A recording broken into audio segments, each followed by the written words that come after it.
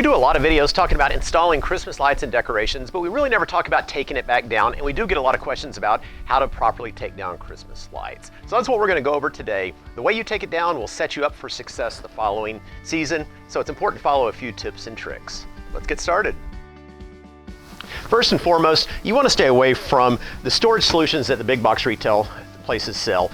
As far as storage for wreaths and trees, they've got some great solutions there, but when it comes to light sets, do not get the spoolers for your light storage. You're wasting a lot of money, and that's not how the pros do it. They simply ball up the lights, and they store it in either a plastic bin or even a cardboard box. All right, we're ready to remove the lights. Whether it's trunk wraps, hedge lighting, scatter lighting, the technique is always going to be the same. You just carefully remove the lights. Lights typically receive more wear and tear during takedown, so be a little more careful when you are removing the lights. We're going to remove the set, making sure that every set is unplugged from each other. It might be tempting to leave them together, but that is going to create a mess.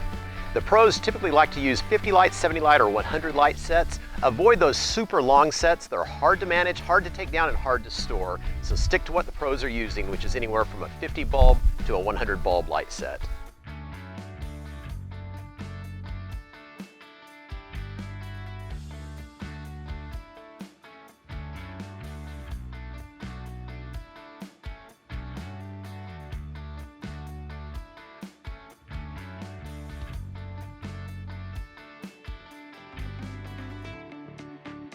As you remove the lights and place them on the ground, avoid putting them on top of each other, creating a big mess that will have to be untangled before you can wind up the lights. Okay, we're ready to wind up the lights. We always start with the female. You want to leave the male on the outside, that way you can always test your lights out. Start with the female end, start wrapping it around your fingers, creating a ball. As you get a few winds in there, take it off your fingers and keep winding it up.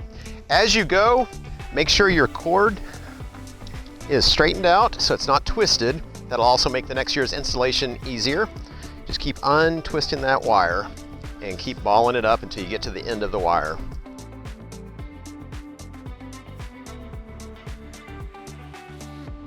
Once you get to the end, take the male, tuck it underneath the wiring to lock it in place, and you're all set.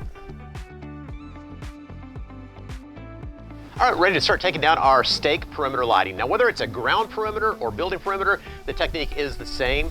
You want to start off making sure that you do label the line. Not only label the line, but label where it begins so you can make sure the male plug is in the right location.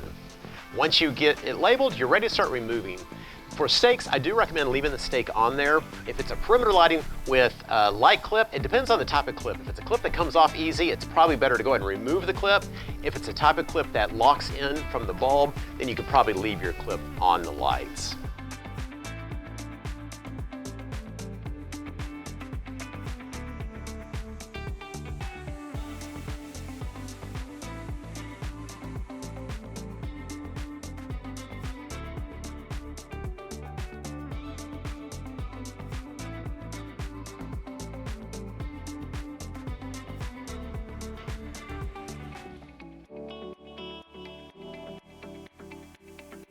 All right, we're ready to wrap up our perimeter lighting. We're going to start with the female end. For C7, C9 perimeter, we're going to take it and go bulb to bulb, skipping one bulb in between. If you have any clips or stakes that fall off, just put it in the storage bin and you can put it on the next year. That is going to happen. As you get them wrapped up and it gets a little bit too bulky to handle easily, skip one or two bulbs and start another bundle. As you go, just zip tie each bundle to keep it from coming untangled.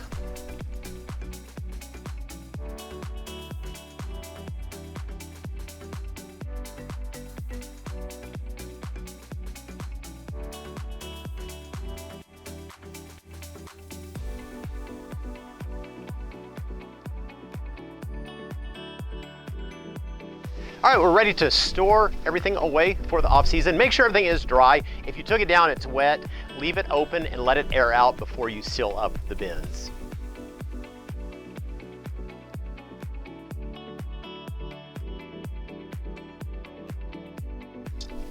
All right, well that does it for today. Easy to take the lights down. Just take a little more time, make sure everything is labeled, stored away properly. That sets you up for success the next year. Be sure you subscribe to us on YouTube if you haven't already. If you have any questions, comments, leave them in the comments section. We'll get back to you as quickly as possible. Until next time, keep on lighting.